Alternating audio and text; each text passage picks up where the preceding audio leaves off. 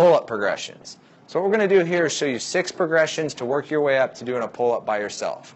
Remember on this that we're working a row or a pull down, and we're trying to activate the lats and our back and squeeze those shoulder blades together.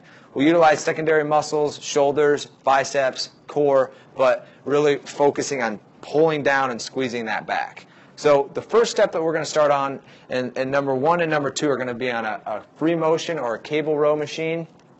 We're going to get down in a split stance position, so we have to work the stability with it too, and we can't use momentum. That's our whole goal, is not using momentum on this. So split stance, squeezing the glute, abs are tight in this position, and then we'll be up here pulling down. So on all these, I'm going to show you different grips, neutral grips here, right, our true pull-up, and then our chin-up. So you can work those differently throughout different sets and reps, but you might see my hand one way or the other, just kind of showing you different variations of the grip. So as I go here, I want to go and set my weight as high as I possibly can to do it still correctly, because we're not pulling our own weight up yet, and that's the goal. So if we can't do a true pull-up, we pull as much weight as we can down over here. So first progression is just a normal pull-up or pull down. We get in that split stance, and then what we're going to do is just abs are tight, go and pull, squeeze, and come back. So working on those lats, squeezing those shoulder blades, and pulling down. So that's number 1.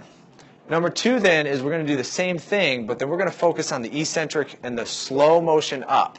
So we'll also do this on a weight rack, but as we go down, so I pull down, and then I'm going to go slow, slow, slow, fight it as much as I can, all the way to the top, and come back through. So there's 1 and 2. On 3, we're going to move over to the weighted rack.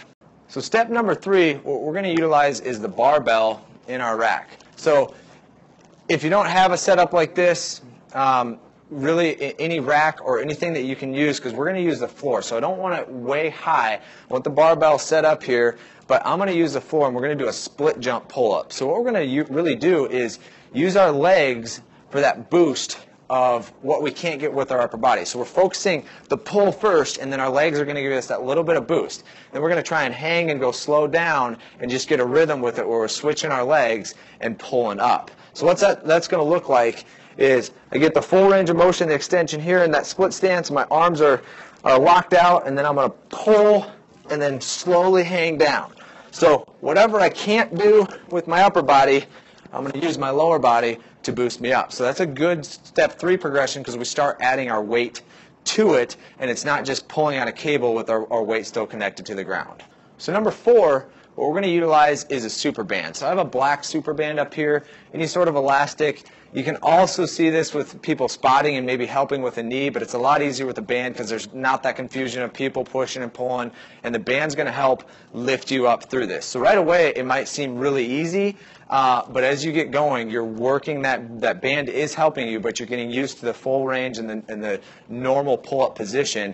Once we get strong through this and the other 3, then we start to move to step 5 to that pull-up. So step 4, I'm just going to put my leg, I can put my knee, or I can put my foot in here. So if I put my knee, it's going to be less help. If I put my foot, it's going to be more help. So push down the band.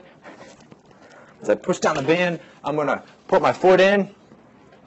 And then from here, I'm going to take my weight off, let the band help me go up. So I don't want to just bounce with this.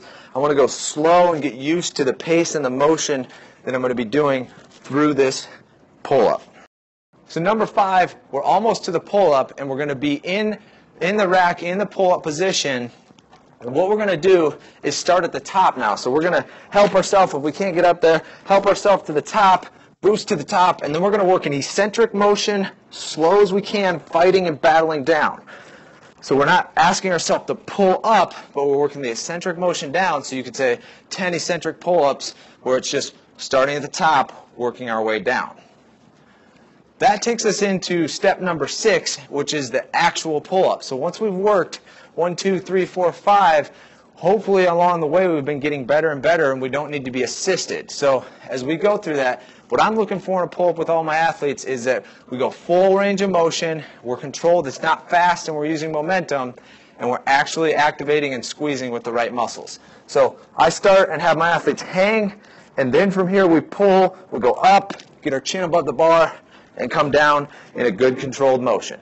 So hopefully those steps and those progressions build you up to getting your pull-ups, and you can work those in, but start 1, 2, get into 3, 4, 5, and eventually we'll get that pull-up.